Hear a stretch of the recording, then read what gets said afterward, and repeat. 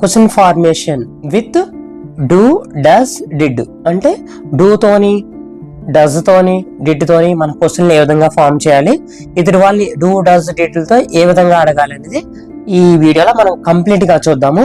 ఈ క్వశ్చన్ అంటే ఏంటి? ప్రశ్న. తెలుగులో ఏమంటాము? తెలుగులో ప్రశ్న అంటాం. సో ఎదురు వారిని మనం ఎందుకు ప్రశ్నిస్తాము అంటే ఏదైనా ఒక ఇన్ఫర్మేషన్ వాళ్ళ నుంచి తెలుసుకోవడం కోసం ప్రశ్నిస్తాము,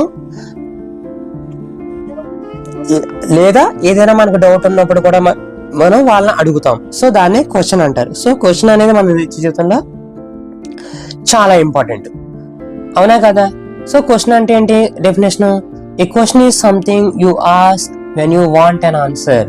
అంటే నువ్వు ఏదైనా ఎదురు వాళ్ళని అడగాలనుకున్నప్పుడు సో వాళ్ళ నుంచి ఏదైనా ఇన్ఫర్మేషన్ తెలుసుకోవడానికి ఈ క్వశ్చన్ అనేది ఉపయోగపడుతుందని తెలుసుకున్నాం. ఈ క్వశ్చన్ అనేది ఇంగ్లీష్ లో డూ డస్ డిడ్ ఉపయోగించి మనం ఈ క్వశ్చన్స్ అనేవి అడగడం జరుగుతుంది. కాబట్టి ఇవి నేర్చుకోవడం అనేది మనకు చాలా ఇంపార్టెంట్.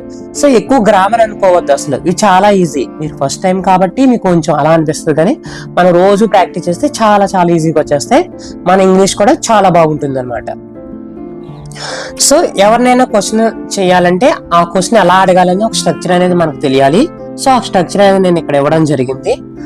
సో నేను రాసే కంటే, నేను చేతితో రాయడం కంటే మీకు బాగా క్లారిటీగా కనపడడం కోసం నేను కొన్ని ఆల్రెడీ ప్రింటెడ్ టెక్స్ట్ అనేది మీకు ఇవ్వడం జరుగుతుంది. అంటే మీకు బాగా అవగాహన అవడానికి, బాగా కనపడడం కోసం, మీకు మరింత బాగా మీ మైండ్లో ఫిక్స్ అవ్వడం కోసం నేను ఈ ప్రింటెడ్ టెక్స్ట్ అనేది నేను నా సొంతంగా ప్రిపేర్ చేసి మీకు ఇస్తున్నాను. ఓకే, ఫస్ట్ చూద్దాం. సో అసలు స్ట్రక్చర్ ఏంటి? అసలు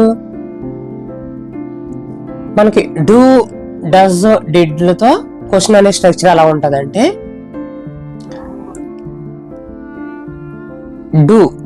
డూతో క్వశ్చన్ చేయాలనుకుంటే do plus subject plus verb V1 plus చివరిని క్వశ్చన్ మార్క్ పెడతాం. ఇదే స్ట్రక్చర్ అమ్మా. ఎక్కువ అసలు స్ట్రక్చర్ అంటే ఏదో పెద్ద అనుకోవద్దు. అసలు ఎవరినైనా మనం క్వశ్చన్ చేయాలనుకున్నప్పుడు మనం డూతో క్వశ్చన్ చేస్తుంటే కనుక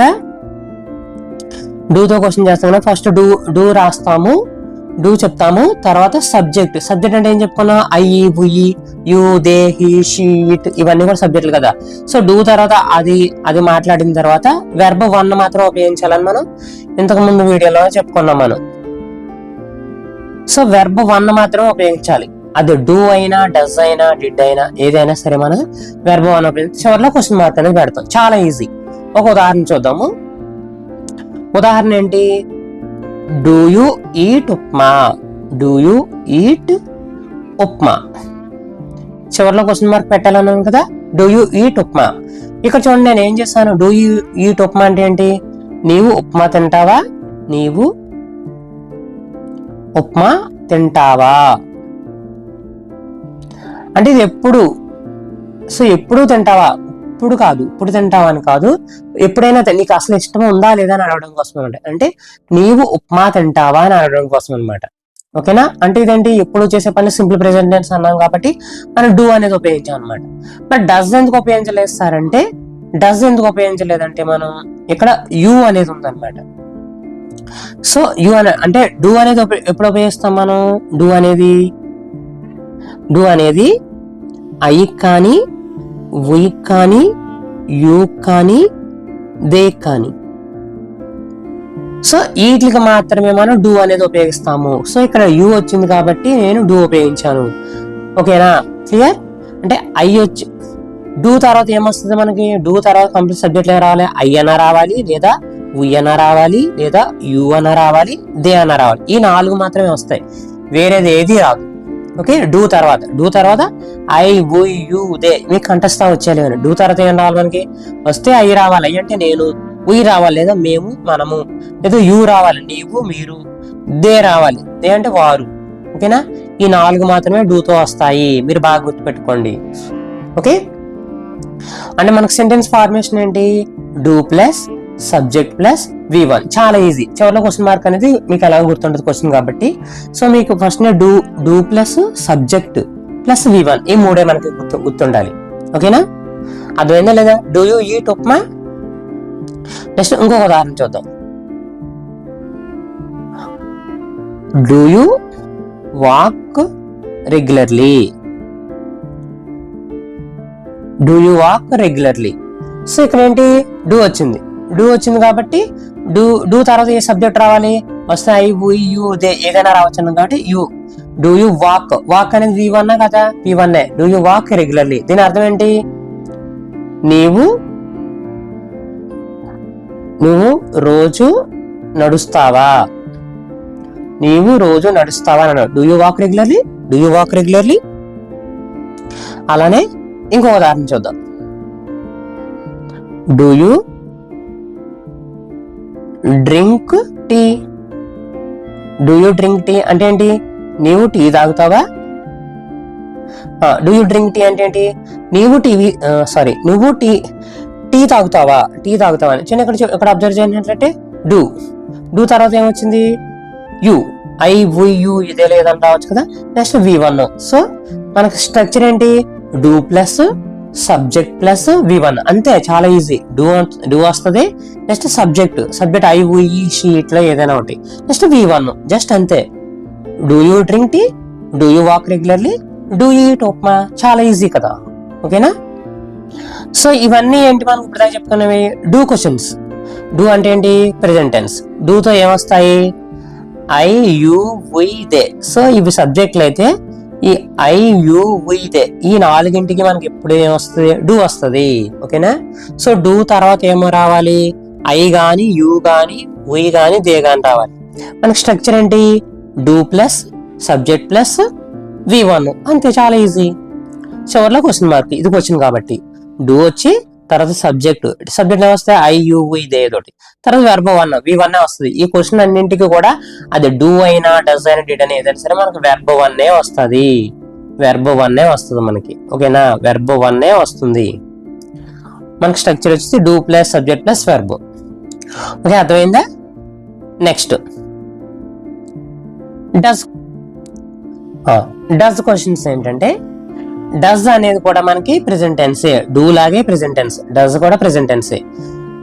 కానీ రెండు ఎందుకు ఉపయోగిస్తున్నారంటే, ఇందాక డూకి ఏ సబ్జెక్ట్ లో ఉపయోగించాము, డూకి ఐ కానీ వి కానీ యూ కానీ దే కానీ ఇవే వస్తాయి డూకి. కానీ డస్ కి ఏమొస్తాయి, హీ షీ ఇట్లా వస్తాయి అనమాట. డస్ కి ఏమొస్తాయి, డస్ కి హీ కానీ షీ కానీ ఇట్ కానీ ఈ మూడే వస్తాయి డస్ కి.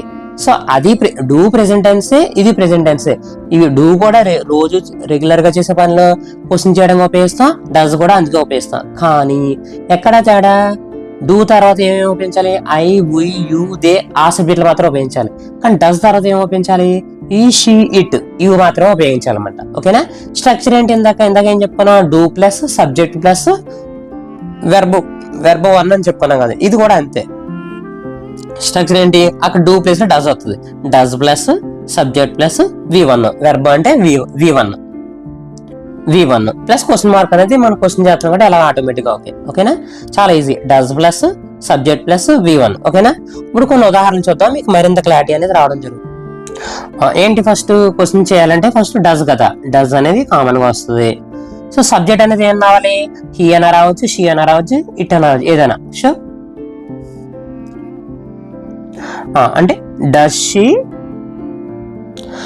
షీ లైక్ కాఫీ,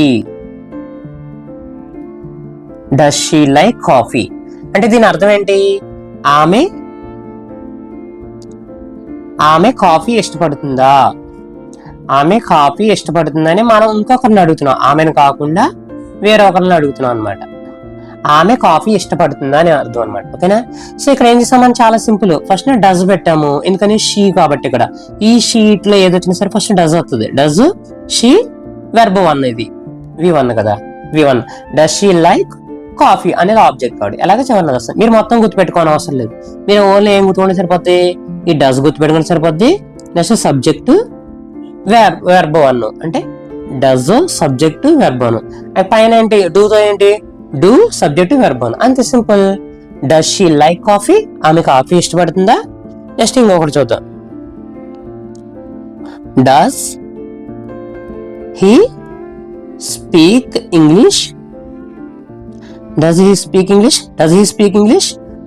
అంటే ఇక్కడ చూడండి డస్ వచ్చిందంటే పక్కన ఏమైనా రావాలి, హీ గాని షీ గాని ఇట్లా ఏదైనా రావచ్చు. హీ వచ్చింది కాబట్టి కరెక్టే. డస్ హీ స్పీక్ అనేది V1. డస్ హీ స్పీక్ ఇది గుర్తుపెట్టుకొని సరిపోద్ది. Does he speak English, does he speak అతను ఇంగ్లీష్ మాట్లాడతాడా అని అడుగుతున్నాం అనమాట.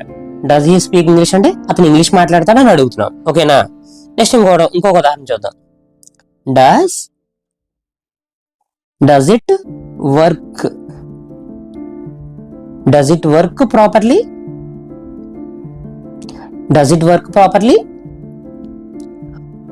ఇక్కడ డస్ వచ్చిందంటే పక్కన ఇట్ రావచ్చు, ఈ షీట్ లో ఏదైనా రావచ్చు. డస్ ఇట్ వర్క్ ఇది V1. మనకు ఆర్డర్ ఏంటి, స్ట్రక్చర్ ఏంటి, డస్ తర్వాత సబ్జెక్ట్ వస్తుంది, నెక్స్ట్ V1 వస్తుంది అనమాట. అంతే, చాలా easy. Does it work properly. ఇప్పుడు మీకు ఒక ఇంపార్టెంట్ విషయం ఒకటి చెప్పాలి. అదేంటంటే ఇంతకు ముందు మన వీడియోలో హీ గాని షీ గాని ఇట్ గాని తర్వాత వచ్చే వెర్బ్ ఎస్ వస్తుందని మనం చెప్పుకున్నాం, అవునా కదా. అది ఎలాగంటే he plays, she wax, it runs. So ఇక్కడ ప్రతి దానికి కూడా ఎస్ అనేది పెట్టామా లేదా, ఈ షీట్ లో చూడండి వెర్బ్ కి ఎస్ వస్తుందని మనం నేర్చుకున్నామా లేదా, మీకు గుర్తుందా. ఎస్ వస్తుందని నేర్చుకున్నాం, కానీ మరి ఇక్కడ ఎస్ రాలేదు. సో ఇక్కడ మనకి ఎస్ అనేది రాలేదు, ఎక్కడ వెర్బ్ ఎక్కడ ఎస్ అనేది రాలేదు. ఎందుకంటే క్వశ్చనింగ్ లో మనం ప్రశ్నించడంలో ఇక్కడ ఫ్రంట్ ఎస్ డస్ వచ్చిందంటే మాత్రం ఆ వెర్బ్ కి ఎస్ అనేది రాదు. క్వశ్చన్ లో ఎదర ఫ్రంట్ డస్ ఉన్నట్లయితే ఆ వెర్బ్ కి ఎస్ రాదు. ఓకేనా, మీకు అర్థమైందా లేదా. మామూలు పాజిటివ్ సెంటెన్స్ లో he plays, she wax, it runs. So మామూలుగా పాజిటివ్ సెంటెన్స్ లో మామూలుగా ఎస్ అనేది వస్తుంది వెర్బ్ కి, కానీ క్వశ్చనింగ్ వచ్చేసరికి ప్రశ్నలోకి వచ్చేసరికి ఫస్ట్ డస్ ఉంటే వెర్బ్ కి ఎస్ రాదు, మామూలుగానే ఉంటుంది. ఇది మాత్రం మీరు బాగా గుర్తుపెట్టుకోవాలి. డస్ వస్తే వెర్బ్ కి ఎస్ అనేది రాదు. ఓకేనా, అర్థమైందా లేదా. ఓకే, ఇది బాగా గుర్తుపెట్టుకోండి. సో డస్ తో క్వశ్చన్ స్ట్రక్చర్ ఏంటి, డస్ వస్తుంది, సబ్జెక్ట్ వస్తుంది, V1 అంతే. డూ అయితే డూ వస్తుంది, సబ్జెక్ట్ వస్తుంది, వెర్బ్ అంది. చాలా ఈజీ. ఓకేనా. ఇప్పుడు ఇంకొక రాంగ్ ఎగ్జాంపుల్ చూద్దాం. రాంగ్ కాదు, అది రాంగ్ రైట్ మీరే చెప్పండి. రాంగ్ ఎగ్జాంపుల్ ఏంటంటే does he plays, does he plays అన్నాను, అయితే does he play, does he play. ఇప్పుడు ఈ రెండింటిలో ఏది కరెక్టో నాకు చెప్పాలి మీరు. ఈ రెండింటిలో ఏది కరెక్ట్ ఇప్పుడే చెప్పుకున్నాం. ఏం చెప్పుకున్నాం, డస్ వచ్చిందంటే ఫస్ట్ క్వశ్చన్ లో డస్ వచ్చిందంటే ఎస్ అనేది రాకూడదు, కాబట్టి ఇది రాంగ్. సో ఫస్ట్ డస్ వచ్చిందంటే వెర్బ్ కి ఎస్ అనేది లేదు కాబట్టి ఇది కరెక్ట్ అన్నమాట. అర్థమైందా లేదా మీకు. ఓకేనా. సో క్వశ్చన్ లో డస్ వస్తే ఆ క్వశ్చన్ లో ఉన్న వెర్బ్ కి ఎస్ అనేది రాకూడదు. సో ఇక్కడ వెర్బ్ కి ఎస్ లేదు కాబట్టి ఇది రైట్ ఆన్సర్ అయింది అనమాట. Okay, clear cut all of you. Next did questions. Did తో క్వశ్చన్ ఫార్మింగ్ అనేది ఎలా ఉంటుందో చూద్దాం అనమాట. డిడ్ అంటే ఏం చెప్పుకున్నాం మనం ఇంతకు ముందే.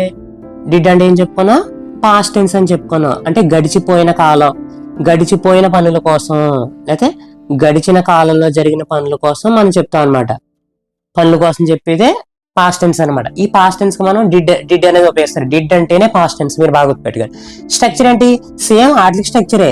డూ డస్ ప్లేస్ లో డిడ్ వస్తుంది, సబ్జెక్ట్ వెర్బ్, అంతే, చాలా easy. So do does place లో ఇక్కడ డిడ్ వస్తుంది అంతే. డిడ్ సబ్జెక్ట్, ఇక్కడ కూడా వెర్బ్ V1 వస్తుంది. ఓకేనా. డూ అయినా డస్ అయినా డిడ్ అయినా ఏదైనా సరే మనకు వెర్బ్ V1 అనేది రావడం జరుగుతుంది. కొన్ని ఎగ్జాంపుల్ చూద్దాం, దాని ద్వారా మీకు బాగా అర్థం అవుతుంది. ఒక ఎగ్జాంపుల్, ఫస్ట్ ఎగ్జాంపుల్ ఏంటంటే did you go to temple, did you go to temple yesterday, did you go to temple yesterday. దీని అర్థం ఏంటి, నీవు నిన్న గుడికి వెళ్ళావా అని అడుగుతున్నాను.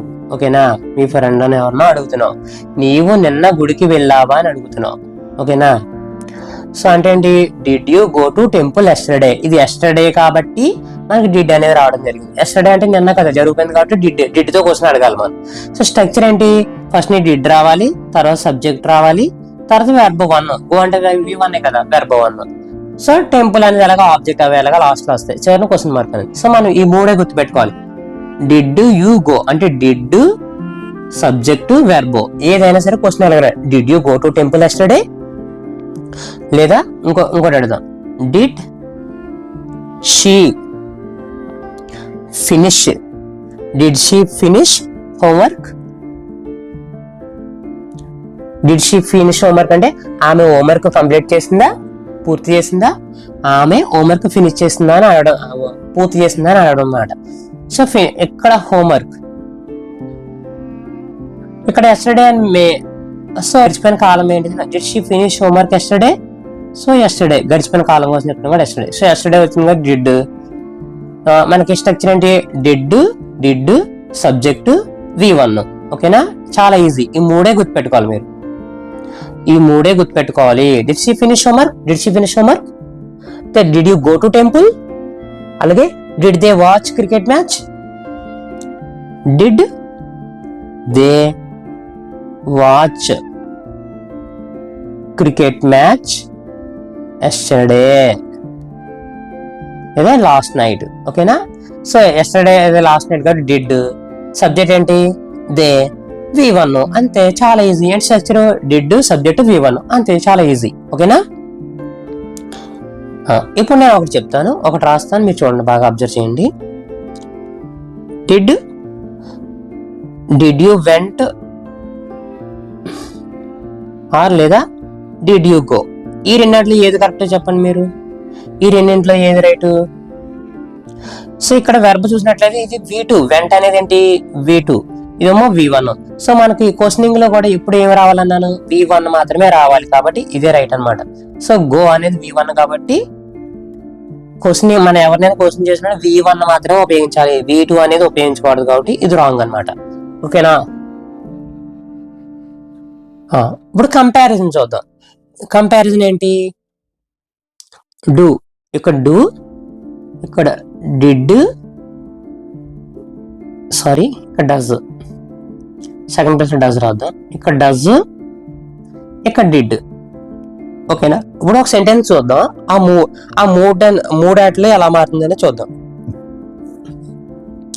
ప్లే నువ్వు ఆడుకున్నావు లేదా, డూ యూ ప్లే, ఇప్పుడు చూడండి, do you play cricket, do you play cricket, నీవు క్రికెట్ ఆడతావా, ఇది ప్రెసెంట్ టెన్స్, ఇదేంటిది ప్రెసెంట్, డస్ కూడా ప్రెసెంట్ టెన్సే, ఇది పాస్ట్ టెన్స్. ఓకేనా, ఇప్పుడు నేను క్వశ్చన్ అడుగుతున్నా, డూ యూ ప్లే క్రికెట్, నువ్వు క్రికెట్ ఆడతావా, నీకు క్రికెట్ ఆడే అలవాటు ఉందా లేదా అని అడగడం అనమాట ఇది. ఓకేనా, డూ యూ ప్లే క్రికెట్ అంటే నీవు క్రికెట్ ఆడుతావా, సో నీ హ్యాబిట్ ఉందా లేదా అని అడుగుతున్నాను అనమాట, నువ్వు క్రికెట్ ఆడుతావా.